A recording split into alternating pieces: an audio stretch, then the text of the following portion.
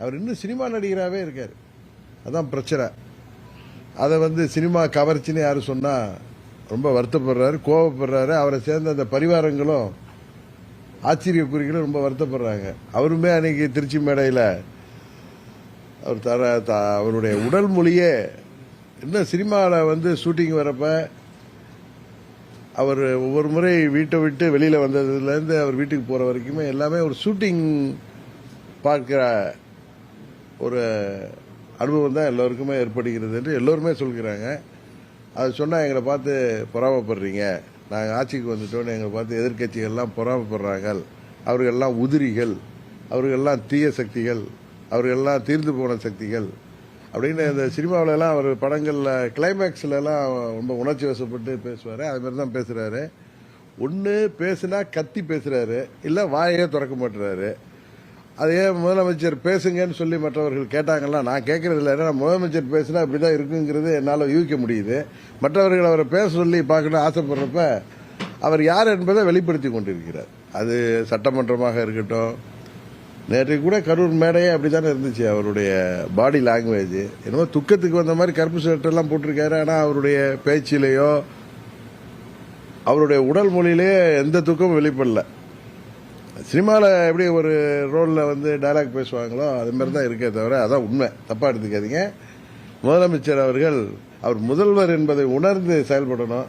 உடனே சொன்னால் அவருக்கு பரிவாரங்கள் இருக்காங்க. நம்ம மதுரையில் ஒருத்தர் இருக்காரு, நிர்மல்குமார் அதாவது உடனே எல்லாம் அரசியல் விட்டு போங்கிறாரு.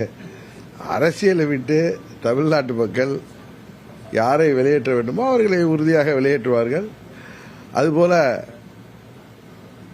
ஏதோ வாழ்வு விட்டதற்காக தான் இப்படி அர்த்தராத்தில் கொடை பிடிக்க வேண்டாம்னு தான் அவங்களுக்கு சொல்கிறேன். அது எல்லோருக்கும் சேர்த்தே சொல்கிறேன். அவர்களுடைய பேச்சு துணி அப்படிதான் இருக்கு. ஒரு அகம்பாவம், அகங்காரம் தான் தெரியுதே தவிர அதுல ஒரு தன்மையே இல்லை.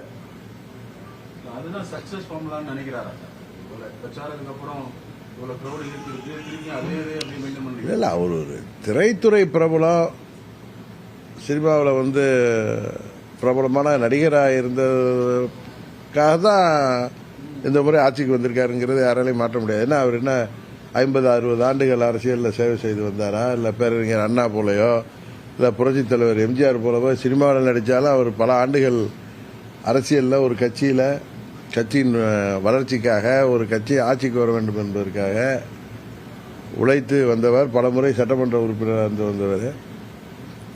அதான் சொல்லுவாங்கல்ல, சில பேருக்கு சில குருட்டு யோகம் குதிர்ஷ்டம். அதுபடி அவர் வந்தது சினிமா கவர்ச்சியை வச்சு தான். சினிமா நடிகர் இல்லைன்னா விஜய் யாருக்கு தெரியும்?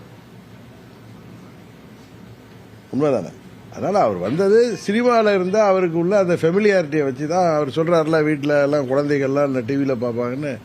தமிழ்நாடு முழுவதும் ஒரு 69 படங்களில் பல ஆண்டுகள் நடித்து சினிமா துறையில் சக்ஸஸ்ஃபுல்லாக இருந்ததுனால அந்த பிரபலத்தை வைத்து இன்றைக்கு 60 ஆண்டு கால திராவிட ஆட்சிகளுக்கு ஒரு மாற்று வேண்டும் என்ற எண்ணத்தில் மக்கள் அவரைக்கு 108 தொகுதிகள் தான் கொடுத்தாங்க.